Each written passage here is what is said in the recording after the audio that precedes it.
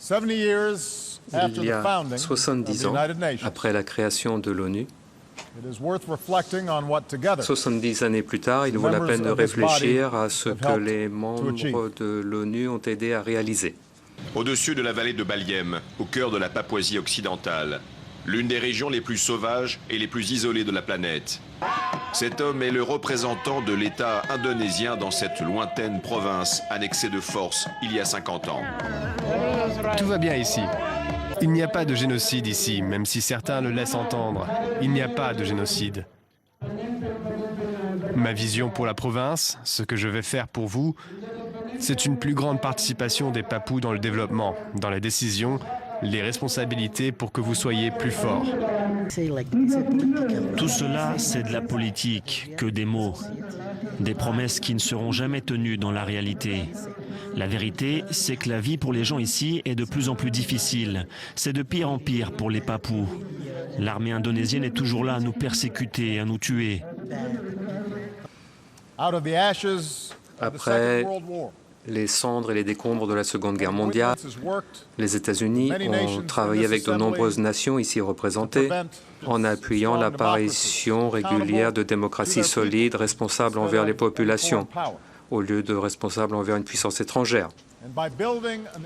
Et en construisant un système international qui oppose un coût à ceux qui préfèrent le conflit plutôt que la coopération.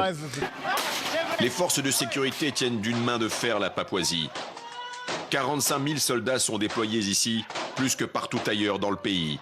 La répression a fait plusieurs centaines de milliers de victimes, en toute impunité. Si Jakarta tient tellement à cette province, c'est pour ses richesses presque illimitées. Alors on l'aura bien compris, l'intérêt indonésien dans cette région en particulier, il est purement mercantile. Exactement. Ce sont les ressources naturelles qui intéressent le gouvernement. On est arrivé, les Indonésiens, les Américains, l'entreprise Freeport est arrivée et a décrété, nous allons construire une mine, et sur cette mine, il y avait des villages, et on a spolié tous les villages et tous les villageois qui étaient sur cette mine. Ce sont ces principes internationaux qui ont aidé à empêcher les grands pays à imposer leur volonté à des pays plus petits. Cela a permis l'apparition de la démocratie et du développement, les libertés individuelles sur tous les continents. Certaines personnes disent que c'est un génocide au ralenti, parce que ça fait 60 ans que l'Indonésie a annexé honteusement la Papouasie occidentale, et depuis 500 ans, dans l'impunité totale, les Papous sont massacrés parce qu'ils sont déjà considérés comme des sauvages. Et ça, c'est inacceptable. Et ils disparaissent, franchement, dans l'indifférence générale. Certains affirment que les idéaux consacrés dans la Charte des Nations Unies ne sont pas réalisables ou sont dépassés. Pourquoi est-ce qu'à votre avis, la communauté internationale ne se mobilise pas plus?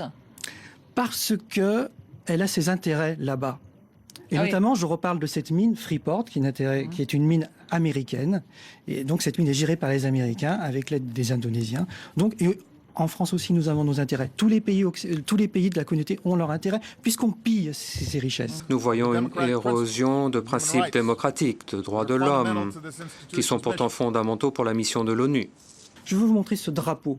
C'est le drapeau de la Papouasie occidentale libre, qui devrait flotter à l'ONU. Et ces Papous, ils se battent pour que ce drapeau, pour qu'il y ait un jour une nation de Papouasie occidentale. Ce drapeau s'appelle Sans Paris, l'étoile du matin.